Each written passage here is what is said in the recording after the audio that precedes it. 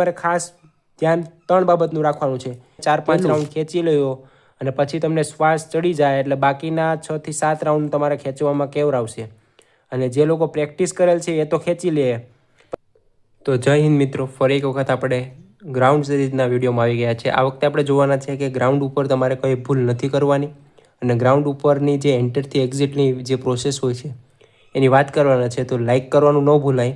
આપણે 100 લાઇકનું ટાર્ગેટ રાખીએ છીએ। ચેનલને સબસ્ક્રાઈબ કરી લેજો અને ઉપયોગી એવા મિત્રોને આ વિડીયો શેર કરજો। તો સૌપ્રથમ તો વાત કરીએ મિત્રો, તો જેવા તમે સૌથી પહેલાં તમારે જે તારીખે ગ્રાઉન્ડ હોય એને અગાઉ તમારે કોઈપણ સંસ્થા કે ત્યાં તમારે પહોંચી જવાનું અને સવારમાં વહેલું 7 વાગ્યાનો ટાઈમ હોય એની 1 કલાક પહેલાં પહોંચી જવાનું ગ્રાઉન્ડ ઉપર। અને તમારા બેગ બારોબાર એ મુકાવી દેશે અને બેગની જવાબદારી ને બધું એ તમારી ઉપર હોય છે। એટલે તમારે ફોન તમારો બેગની અંદર રાખી દેવાનો છે અને ઓરિજિનલ આધાર કાર્ડ અને સાથે તમારું જે કોલ લેટર છે એ તમારે લઈ જવાનું છે। તમારી પાસે ઓરિજિનલ આધાર કાર્ડ ન હોય તો એ લોકો તમને ત્યાં બેસાડે છે અને તમારી પાસે જરૂરી એવા ડોક્યુમેન્ટના પુરાવા કલેક્ટ કરી તમારા સિગ્નેચર લઈ અને પછી તમને ગ્રાઉન્ડનો વારો આપશે। એટલે ઓરિજિનલ આધાર કાર્ડ તમારું ન ભૂલાય એનું ખાસ ધ્યાન રાખજો અને કોલ લેટરની પ્રિન્ટ, આ 2 વસ્તુ તમારી પાસે હશે તો જ તમને અંદર જવા દેશે। બાકી તમારી પાસે પ્રોસેસ લાંબી થઈ જશે ને પછી તમારો ગ્રાઉન્ડનો વારો થોડોક લેટ આવશે। હવે શરૂઆતમાં વાત કરીએ આપણે તો એન્ટરથી તમારા આઈડી અને કોલ લેટર તમારું ચેક થશે। તમારી પાસે કોઈ પણ એવો સ્પ્રે હોય, મૂવનો સ્પ્રે હોય અથવા કોઈ પણ એવી બામની બોટલ હોય અથવા કોઈ પાસે રબડ હોય, રિંગ હોય, એ બધું ત્યાં તમારી પાસે કઢવી લેશે। તમને કહેશે કે રબડ ત્યાં તમને આપવામાં આવશે તો પછી તમારે લઈ જવાનું થતું નથી। હવે ત્યારબાદ તમારે જેવું ચેક થાય એટલે સૌથી પહેલાં તમને ત્યાં તમારે જેને પાણી પીવું હોય અથવા ફ્રેશ થવા જવું હોય તમામ સુવિધા અહીંયા ઉપલબ્ધ હશે। પાણી ઓછું પીવાનું છે, ફૂલ પાણી નથી પીવાનું, થોડુંક એવું પાણી પી લેવાનું જેથી તમને દોડતી વખતે મોઢું ના સુકાય। એટલે થોડુંક પાણી પીને તમે અંદર જેવી રીતે જાઓ એટલે સૌથી પહેલાં એ તમારા જે છાતીના નંબર, ચેસ્ટ નંબર જે તમારે દોડતી વખતે તમારે છાતી ઉપર પહેરવાના છે, ચેસ્ટ નંબર હોય એ ચેસ્ટ નંબરથી જ તમારું જે ઓળખાણ થશે અને તમે પાસ થશો તો તમારા ચેસ્ટ નંબરનું નામ લેશે। જેમ કે 5, 2, 3 એવી રીતે સિરીઝમાં હશે, 302, 301 એવી રીતે એમ લાઈન બોલતા જ હશે જે પાસ થયેલ ઉમેદવાર હશે એને। બાકી ફેલ થયેલ હશે એમના નામ તો નહીં લેશે, સિગ્નેચર લઈને એમને ઘરે જવાનું રહેશે। તો સૌથી પહેલાં તમે જેવી રીતે એન્ટર થાવ એટલે આઈડી અને કોલ લેટર ચેક થઈને તમને અંદર જવાનું રહેશે। ત્યારબાદ તમારે ચેસ્ટ નંબર ને એ તમારું જે પહેરવાનું હશે જે ચેસ્ટ નંબર એ સિરીઝ વાઇઝ તમને પહેરાવી દેશે ટાઈમ મુજબ। અને પછી સેન્સર, પગમાં 2 સેન્સર ચીપ બાંધશે। એ ચીપ બાંધ્યા બાદ પણ એનું ચેકિંગ કરવામાં આવશે। અહીંયા સ્ટાફ હશે એ ચેક કરશે, પછી જરૂરી એવી સૂચના તમને આપવામાં આવશે। અને જેવું તમે એ ચેક કરીને પાછા બેસો એટલે તમને જે સૂચના આપવાની છે એ સૂચના તમને તમામ આપી દેશે, કેટલા રાઉન્ડ છે અને આવી રીતે છે। અને ત્યારબાદ તમે ત્યાંથી પાછા ઊભા થઈને એક ફોટો સ્કેન કરવાનો હોય છે। અહીંયા તમારો ફોટો સ્કેન થતો હોય એમાં તમારો ફોટો તમારે ઊભી જવાનું છે અને તમારું મોં જેવી રીતે સ્કેન થઈ જાય એવી રીતે સ્કેન કરીને સીધા તમારે ગ્રાઉન્ડ ઉપર બેસી જવાનું છે। એટલે સાઈડમાં તમને બેસાડી દે, ત્યાં તમને રબરની રિંગ આપીએ।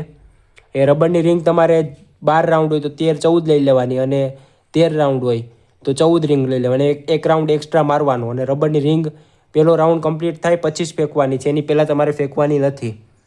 તો એ રીતે તમને અહીંયા સૂચના અને જરૂરી એવી જે ઇન્સ્ટ્રક્શન આપવાના છે આપી દેશે અને પછી તમને ગ્રાઉન્ડ ઉપર એન્ટર કરશે। હવે અહીંથી શરૂ થાય છે લોકોને મોસ્ટ ઓફ પ્રશ્નો હોય છે અને આમાં જ તમારે હોય છે પાસ ને ફેલ ને 1 મિનિટ ને 1 સેકન્ડનો ફરક આમાં જ હોય છે ગ્રાઉન્ડ પર। તો જેવા તમે ગ્રાઉન્ડ ઉપર આવો તો આ 2 પટ્ટી હોય છે એને કહેવાય જે સેન્સર લાઇન। આ સેન્સર લાઇનના 2 પટ્ટા તમે અહીંથી સ્ટાર્ટ કરો ત્યારે જ શરૂ થશે તમારું ટાઈમિંગ। ત્યાં સુધી તમે પાછળ હશો એટલે તમારું ટાઈમિંગ શરૂ નહીં થશે। તો તમે છેલ્લા હોય તો એ પણ કાંઈ ફરક નથી પડવાનો, પહેલાં હોય તો એ કાંઈ ફરક નથી પડવાનો। તમે આ 2 પટ્ટાને ઓળખીને જશો ત્યાંથી તમારું ટાઈમિંગ અને તમારું જે રાઉન્ડ ગણવાનું છે એ શરૂ થઈ જશે। એટલે તમારે લાસ્ટ રાઉન્ડમાં પણ આ ચીપને આ જે પટ્ટા છે એને વટીને પૂરું કરવાનું છે અને પહેલા રાઉન્ડમાં પણ અહીંથી પૂરું કરવાનું છે। એટલે સ્ટાર્ટિંગમાં તમને 50-50ની 4 લાઈન એવી રીતે 200 ઉમેદવારને ઊભા માંડવામાં આવશે। 200 ઉમેદવારને ઉભાડશે, એમાંથી પહેલી લાઈન દોડાવશે, બીજી લાઈન દોડાવશે, ત્રીજી લાઈન દોડાવશે અને ચોથી લાઈન દોડાવશે। તેવી રીતે સ્ટાર્ટિંગમાં જે ખેંચવાવાળા હશે ને એ પહેલાંથી ખેંચવાનું શરૂઆત કરી દેશે। પણ તમારે ખાસ કરીને ધ્યાન રાખવાનું છે તમારી પ્રેક્ટિસ જે મુજબ હોય ગ્રાઉન્ડ ઉપર એ મુજબ જ તમારે શરૂઆત કરવાની છે। પહેલાં જ સ્ટાર્ટિંગમાં તમે 4-5 રાઉન્ડ ખેંચી લ્યો અને પછી તમને શ્વાસ ચડી જાય એટલે બાકીના 6 થી 7 રાઉન્ડ તમારે ખેંચવામાં કેવરાવશે। અને જે લોકો પ્રેક્ટિસ કરેલ છે એ તો ખેંચી લે, પણ તમારી પ્રેક્ટિસ ન હોય તો એની હારોહાર તમારે શરૂઆતમાં ફાસ્ટ નથી દોડવાનું। પહેલાં 1 થી 2 રાઉન્ડ ધીમા દોડો અને પછી તમારી જે રિધમ છે એ રિધમમાં દોડવાનું ચાલુ કરો. શ્વાસ ભરો, શ્વાસ છોડો, એવી રીતે શરૂઆત કરવાની છે તમારે. તો જેવી રીતે તમે અહીંથી શરૂઆત કરો એટલે ઘણા ઉમેદવાર હોય છે આ પટ્ટી ઉપર દોડતા હોય છે. મોસ્ટ ઓફ આ રેડ લાઇન તમને જે દેખાતી હશે એ રેડ લાઇનમાં તમારે નજદીક આવી જેમ બને એમ એટલું નજદીક દોડવાનું છે આ બ્લેક લાઇનમાં. એટલે તમારે જમણી બાજુ ઓછું રહેવાનું છે. સાઈડ કાપીને સીધું તમારે ડાબી બાજુ જે પટ્ટો હોય છે ત્યાં તમારે ફરી એક વખત આવી જવાનું છે, કારણ કે અહીંથી તમારે ગ્રાઉન્ડની જે લંબાઈ છે એ ઘટી જતી હોય છે. તો એવી રીતે તમારે જેવી રીતે સાઈડ કાપી ઓવરટેક કરીને સીધું તમારે ફરી આમાં વી આવવાનું છે. અને એવું લાગતું હોય કે આગળનો ઉમેદવાર તમારે હારવાર દોડતો હોય તો એને સાઈડ કાપી ઓવરટેક કરીને ફરી તમારે પાછું આ લાઈન ઉપર વી આવવાનું છે. 1-2 સેકન્ડ તમારે સ્ટેપ વધારવા પડે તો એ કરી નાખવાના, પણ એની પાછળ નહીં દોડવાનું ઉમેદવારની, નકર તમારો ટાઈમ વધી જાય. એટલે તમારામાં તાકાત છે તો સ્ટેપ વધારીને તમારે આગળ એની સાઈડ ઓવરટેક કરી અને તો સીધું દોડવાનું શરૂઆત કરી દેવાની છે. તો એવી રીતે તમારે 12 થી 13 રાઉન્ડ મારવાના છે. પહેલું રાઉન્ડ તમારું લાગી જાય એટલે તમારે રબરની રિંગ ફેંકી દેવાની પાટા ઉપર. પાછું બીજું રાઉન્ડ 3, 4, 5 એવી રીતે જેટ 12 રાઉન્ડ હોય તો 12 રાઉન્ડ મારી અને 13મો રાઉન્ડ મારવાનો હોય તો 13 રાઉન્ડ મારી. તમને બાજુમાં સ્ટાર્ટ છે ત્યાં બાજુમાં જ જે ઉમેદવાર દોડીને આવે સીધા અહીંયા હુઈ જ જાય. કોઈ પણ ઉમેદવાર અમુક હોય કે જે સારી એવી પ્રેક્ટિસ કરેલું હોય તો બાકી જે ઉમેદવાર 12-13 રાઉન્ડ મારીને સીધું અહીંયા હુઈ જ જાય. એટલે એને ઘડીક શ્વાસની બ્રીથિંગ માટેની જે પોલીસ સ્ટાફ દ્વારા પાણીની વ્યવસ્થા હોય પાણી પીવામાં ન આવે, કારણ કે જે દોડીને આવ્યો એને પાણી તરત ન પીવાનું હોય. તો ત્યારબાદ તમારે જે લોકોને ગ્રાઉન્ડ કમ્પ્લીટ થઈ ગયું અને બાકી ટાઈમિંગ પૂરું થાય એ બધાને એકસાથે બેહાડશે. બધાને એકસાથે પહેલાં અહીંયા એક જગ્યા હશે ત્યાં બેહાડશે. જે નવી બેચ આવશે એ નવી બેચ કન્ટિન્યુ કરશે, બાકી જે જૂની બેચ છે એને એક જગ્યાએ બેસાડશે. હવે અહીંયાથી શરૂઆત થશે. જે લોકોને પાસ થઈ ગયા હોય એ બધાના જે ચીપ હશે એ કલેક્શન કરી લેશે અને ત્યારબાદ ચીપ તમારી ટાઈમિંગ માટે જશે. કેટલું ટાઈમિંગ આવ્યું એ તમારું નામ હશે અને નામની બાજુમાં ટાઈમિંગ લખેલ હશે અને કેટલા રાઉન્ડ મેરે એ પણ બતાવશે. તો ત્યાં તમારે જે પાસ થયા હોય એ લોકોના નામ બોલશે, છાતી નંબર કે ચેસ્ટ નંબર 301, 302, 306, 345, 901, 910 એવી રીતે નામ બોલશે. અને પછી તમારે એ ત્યાં જઈને જે પરિપત્ર હોય એમાં તમારો ટાઈમ જોવાનો છે અને એની બાજુમાં તમારે સાઇન કરવાની છે.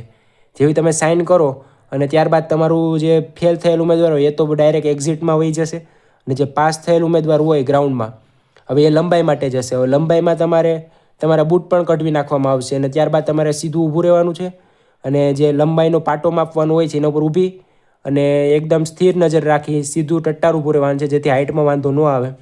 અને તમારી હાઇટ જેવી કમ્પ્લીટ થાય એટલે ત્યાંથી તમારે ફરી આગળ જવાનું છે અને ત્યાં તમને એક ફોર્મ ભરવાનું હોય છે. જે ફોર્મમાં તમારું નામ ને અટક ને બધું જે તમારું આધાર કાર્ડ મુજબ નહીં પણ જે તમારું ફોર્મની રીતે હોય એ રીતે તમારું નામ લખવાનું છે અને ત્યારબાદ તમારી જે તારીખ ને ગ્રાઉન્ડની તારીખ ને બધું લખીને તમારે ફોર્મ પાછું લઈ થોડાક તમને ત્યાંથી ઇન્સ્ટ્રક્શન આપશે કે જે લોકોને છાતી નથી થતી એ લોકો પુશઅપ મારી શકે છે તો તમારે પુશઅપે મારી લેવાના. હવે ફોર્મ લઈને તમે જેવું છાતીનું માપ લેશો ભાઈઓ માટે, બહેનો માટે હાઇટ જ હોય છે. ત્યારબાદ બહેનોને એક્ઝિટ આપી દેવામાં આવે છે સાઇન કરીને આ ફોર્મ ભરીને.